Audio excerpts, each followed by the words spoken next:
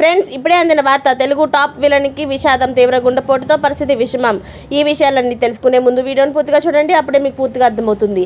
అదేవిధంగా చాలామంది సబ్స్క్రైబ్ చేసుకోకుండా వీడియోని చూస్తున్నారు, దయచేసి సబ్స్క్రైబ్ చేసుకోండి. సబ్స్క్రైబ్ చేసుకోవడం వల్ల నేను చేసే ప్రతి వీడియో అప్డేట్ మీకు ముందుగానే నోటిఫికేషన్ రూపంలో వస్తుంది. అదేవిధంగా లైక్ చేయడం మర్చిపోతున్నారు, దయచేసి లైక్ చేయండి.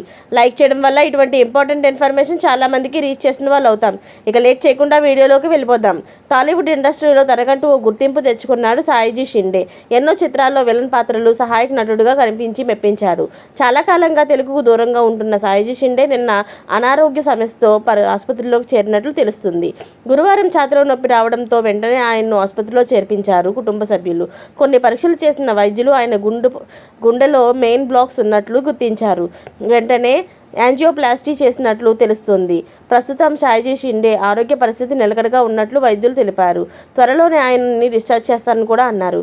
అయితే ఈయనకి ముందుగానే కొన్ని రోజుల క్రితం సాయిజీ షిండేకు ఛాతీలో నొప్పి వచ్చిందని, దీంతో వెంటనే ఆసుపత్రికి వచ్చి కొన్ని సాధారణ పరీక్షలు చేయించుకొని ఉన్నారని ఆ వైద్యులు ఈసీజీ టెస్ట్ చేయగా అతడి 2D ఎకోకార్డియోగ్రఫీని పూర్తి చేసినప్పుడు గుండెలో మెయిన్ బ్లాక్స్ ఉన్నట్లు గుర్తించినట్లు తెలిపారు.